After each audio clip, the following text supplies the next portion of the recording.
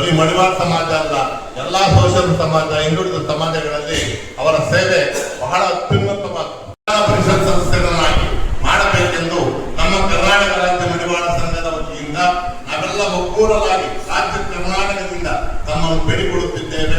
ತಪ್ಪದೇ ತಾವು ಕೆ.ವಿ. ಅಮರನಾಥರನ್ನು ವಿಧಾನ ಪರಿಷತ್ ಸದಸ್ಯರಾಗಿ ಆರಿಸಬೇಕೆಂದು ನಿಮ್ಮಲ್ಲಿ ಮತ್ತೊಮ್ಮೆ ಕೈ ಮುಗಿದು ಬೇಡಿಕೊಳ್ಳುತ್ತಿದ್ದೇನೆ. ಕರ್ನಾಟಕ ಮಡಿವಾಳ ಸಂಘದಿಂದ ಅವರು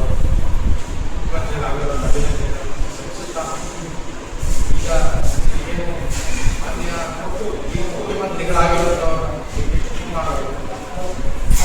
ಆಗಿನ ಹಿಂದಿನ ಮುಖ್ಯಮಂತ್ರಿಗಳಾದಂತಹ ಸಿದ್ದರಾಮಯ್ಯ ಒಟ್ಟಾಗಿ ಸೇರಿ ಕಳೆದ ವಿಧಾನಸಭಾ ಚುನಾವಣೆಗಿಂತ ಮುಂಚೆ ಒಂದು 6 ತಿಂಗಳಲ್ಲಿ 1 ಲಕ್ಷಕ್ಕೂ ಹೆಚ್ಚು ಜನ ಸೇರಿಸಿ ನಾವು ಕರ್ನಾಟಕ ರಾಜ್ಯ ಮಡಿವಾಳ ಸಂಘದಿಂದ ಏನು ಒಂದು ಮಾಡಿ ಅಂತ ಅವ್ರ ಡೈರೆಕ್ಷನ್ ಮೇಲೆ ನಾವು ನಮ್ಮ ಸಮಾಜ ಒಟ್ಟುಗೂಡಿಸಿ ಅವತ್ತು ನಾವು ತುಮಕೂರಲ್ಲಿ ಸಮಾವೇಶ ಮಾಡ್ತೀವಿ. ಆ ಸಮಾವೇಶ ಮಾಡೋಕ್ಕೆ ತುಂಬಾ ಹಣ ಖರ್ಚಾಯಿತು. ಯಾರ ಹತ್ರನೂ ₹1 ದುಡ್ಡು ಹಾಕ್ತೇವೆ.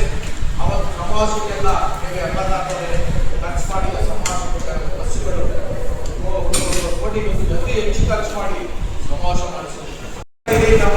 ಹೇಳ್ತಾ ಇದ್ದೀನಿ ಅಂತಂದ್ರೆ ನಮ್ಮ ಸಮಾಜದ ಮುಖಂಡರುಗಳಿಗೆಲ್ಲ ಸುಮಾರು ಕಾಂಗ್ರೆಸ್ ಪಕ್ಷದಲ್ಲಿ ಎಲ್ಲರೂ ಕೊಟ್ಟಿದ್ದಾರೆ.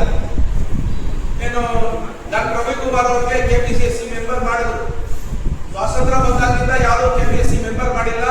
ಒಂದು ಮಡಿವಾಳ ಕೊಡಬೇಕು ಅಂತ ಆವಾಗ ಸಿದ್ದರಾಮಯ್ಯವರು ಕೊಟ್ಟಿದ್ದಾರೆ. ಅವರು ಪಾಪ ಡಾಕ್ಟರ್ ಕೊಟ್ಟಿರೋದ್ರಿಂದ ಅವರು ಏನು ಸಿದ್ದರಾಮಯ್ಯನವರಿಗೆ ಪರ್ಸನಲ್ ಡಾಕ್ಟರ್ ಇರೋದ್ರಿಂದ ಅವ್ರಿಗೆ ಕೊಟ್ಟರು. ಅವರು ಅವಧಿ ಮುಗಿದೋದ್ಮೇಲೂ ಮತ್ತೆ ಈಗ ಸ್ಪೆಷಲ್ ಏನು ಡಾಕ್ಟರ್ ಆಗಿ ಅವರು ಟ್ಯಾಬ್ಲೆಟ್ ಜೊತೆಯಾಗಿ ತಗೊಂಡಿದ್ರು. ಅವ್ರಿಗೆ ತೀರ್ಮಾನ ಕೊಟ್ಟಿದ್ದಾರೆ. ಕೆ.ವಿ. ಅಮರನಾಥ್ ಅವ್ರನ್ನ ಕಾಂಗ್ರೆಸ್ ಪಾರ್ಟಿಗೆ ನಾನು ಮೊದಲು ಕರ್ಕೊಂಡ್ಬರ್ಬೇಕಾದ್ರೆ ಆಶ್ವಾಸನೆ ಕೊಟ್ಟಿದ್ವಿ.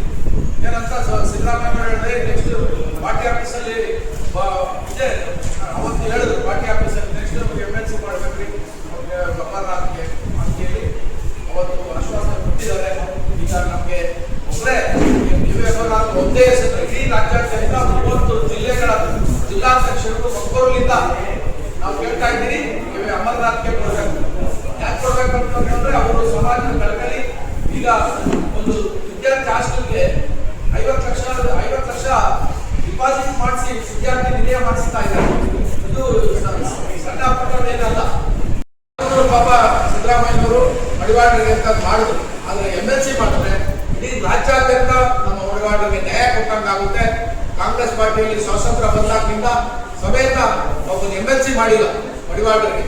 ಅದಕ್ಕೆ ನಾನು ಗಟ್ಟಿಯಾಗಿ ಹೇಳ್ತಾ ಇದ್ದೀನಿ, ಈಗ ನೀವು ಕಾಂಗ್ರೆಸ್ ಪಾರ್ಟಿ ಮಾಡಲೇಬೇಕು.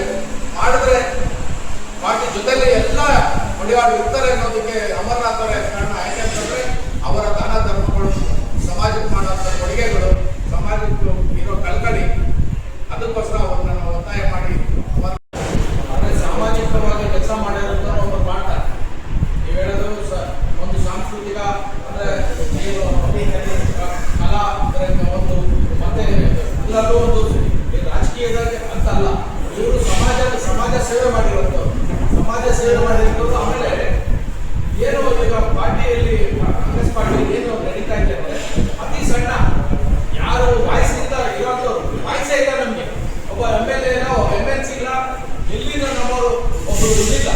ಆ ಥರ ಇರೋದ್ರಾಗ ಅದಕ್ಕೆ ಮಾಡಬೇಕು. ನಮ್ಮ ಧ್ವನಿ ಅಟ್ಲೀಸ್ಟ್ ವಿಧಾನಸೌಧ ತಲುಪೋದಕ್ಕೋಸ್ಕರ ಆದ್ರೂ ಏನು ದೇವರಾಜರು ಹಂಗೆ ಮಾಡ್ತಾ ಇದ್ರು. ಆ ಥರ ಅವನೊಂದು ಜಾತಿ ಯಾರ್ಯಾರಿಲ್ಲೋ ಆ ಜಾತಿಗೆ ಸ್ಥಾನಮಾನ ಕೊಟ್ಟರೆ ಆ ಜಾತಿಗೆ ಅಟ್ಲೀಸ್ಟ್ ಏನೋ ಸಭೆಗಳಾದ್ರು ವಿಧಾನಸೌಧದಲ್ಲಿ ಹೇಳ್ಕೊಂಡ್ರೆ ಅವ್ರಿಗೆ ಆಗುತ್ತೆ ಅನ್ನೋ ಒಂದೇ ಪ್ರಮೇಯಕ್ಕೆ ಈಗ ಕಾಂಗ್ರೆಸ್ ಪಾರ್ಟಿ ಬಂದಿದೆ. ಆದರೆ ಅವರು ಸಮಾಜ ಸೇವೆ ಆಮೇಲೆ ಯಾವುದೇ ಅವ್ರನ್ನ ಅವರು JDS ಅಲ್ಲಿ ಇದ್ದಾಗ ಅವ್ರು ಕರ್ಕೊಂಡ್ಬಂದಿದ್ದು ಇದೇ ಪರ್ಪಸ್ ಹೇಳಿ ನಾವು ಕರ್ಕೊಂಡ್ಬಂದಿದ್ದು. ಕಾಂಗ್ರೆಸ್ ಪಾರ್ಟಿ ಸೇರಿಸಿ ಅದೇ ಸುಮಾರು 7-8 ವರ್ಷ ಆದಾಗ ಅವ್ರು ಕರ್ಕೊಂಡ್ಬಂದು ಪಾರ್ಟಿ ಸೇರಿಸಿದಾಗ ನಾವು ಹೇಳಿದ್ವಿ ನಿಮಗೆ ಒಂದು MLC ಸ್ಥಾನ ಕೊಡ್ತಾರೆ ಬನ್ನಿ ಅಂತ ಹೇಳಿ ಸಿದ್ದರಾಮಯ್ಯ ಪಾರ್ಟಿ ಆಫೀಸಲ್ಲಿ ಅವ್ರಿಗೆ. ಸರ್, ದೇವರಾಜ ಅರಸ್ ಅವ್ರದ್ದು ವಿಚಾರ ತೆಗೆದ್ರಿ. ದೇವರಾಜ ಅರಸ್ ಅವ್ರಿಗಿಂತ ಜಾಸ್ತಿ ವರ್ಷಗಳ ಕಾಲ ಸಿದ್ದರಾಮಯ್ಯ ಅವರು ಸರ್ಕಾರದಲ್ಲಿದ್ರು. ಅವಾಗಲೇ ಮಾಡಲಿಲ್ಲ ಮುಖ್ಯಮಂತ್ರಿ ಆಗಿದ್ದಾಗ. ಇವಾಗ ಶಿಫಾರಸ್ ಮಾಡ್ತಾರ, ನನ್ನ ನಂಬಿಕೆ ಇದೆಯಾ ತಮಗೆ? ನಂಬಿಕೆ ಇದೆ 100%. ಯಾಕೆ ಹೇಳ್ತೀನಿ ಅಂದ್ರೆ ದೇವರಾಜಸ್ ಈಗ ನಾವು ಕಳೆದ ಸಿದ್ದರಾಮಯ್ಯನವರು ಮುಂಚೆ ಸಿಎಂ ಆಗಿದ್ದಾಗ ನಮ್ಮ ಜನಾಂಗದವರು 6 ಜನ ಬೋರ್ಡ್ ಚೇರ್ಮನ್ ಮಾಡಿದ್ರು. ಯಾವ ಸಮಾಜದವ್ರನ್ನು ಮಾಡಿರಲಿಲ್ಲ. ಅಷ್ಟು ನಮ್ಮ ಬೋರ್ಡ್ ಚೇರ್ಮನ್ ಮಾಡಿದ್ರು. ಎಷ್ಟು ಜನ? 6 ಜನ.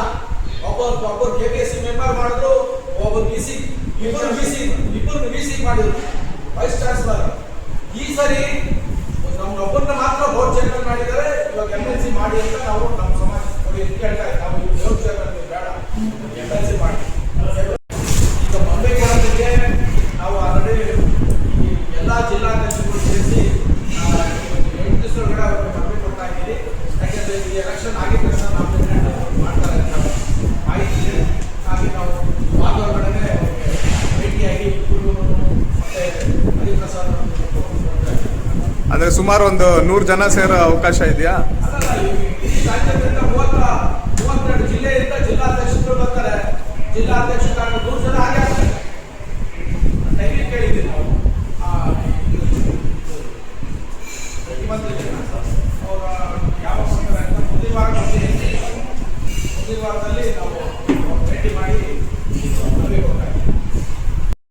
ಯಾಕೆಂದ್ರೆ KV ಅಮರನಾಥ್ ಅವರನ್ನು ಬಿಟ್ಟರೆ ನಮ್ಮ ಸಮಾಜದಲ್ಲಿ ಯಾರು ಇಲ್ಲ. ಆ ಥರ ಸಹಾಯ ಮಾಡೋರು, ಆ ಥರ ನಿಂತ್ಕೊಂಡು ಹೋರಾಡೋರು ಅಥವಾ ಒಂದು ರಾಜಕೀಯವಾಗಿ ಒಂದು ಫೈನಾನ್ಸಿಯಲ್ ಶಕ್ತಿಯುತವಾಗಿರೋರು ಅವರೊಬ್ಬರೇ.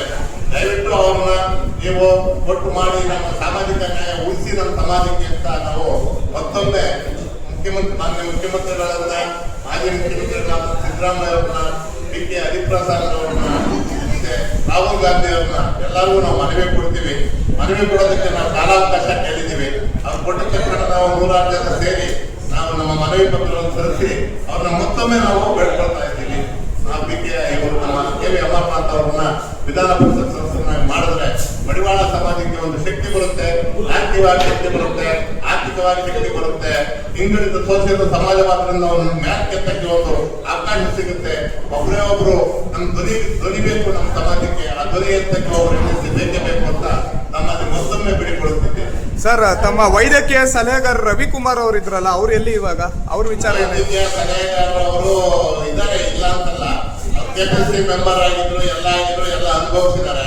ಬಟ್ ಸಮಾಜದಲ್ಲಿ ಎಲ್ಲ ನಮ್ಮ ರಾಜ್ಯದಲ್ಲಿ 31-32 ಜಿಲ್ಲೆನಲ್ಲಿ KV ಅಮರನಾಥ್ ಅವರು ಓಡಾಡಿ ಕೆಲಸ ಮಾಡ್ತಾ ಇದ್ದಾರೆ. ಅದರಿಂದ ನಾವು ಬೇರೆ ಯಾರು ಇಲ್ಲ, ಒಂದೇ ಒಂದು ಸಿಂಗಲ್ ನೇಮು KV ಅಮರನಾಥ್ ಅವ್ರು ಕೊಡಬೇಕು ಅಂತ ನಾವು ಫೋರ್ಸ್ ಮಾಡ್ತಾ ಇದ್ದೀವಿ. ಸಮಾಜ ಸೇವೆ ಮಾಡ್ತಾರೆ ಯಾರು ಸುಮ್ಮನೆ ಅಲ್ಲ.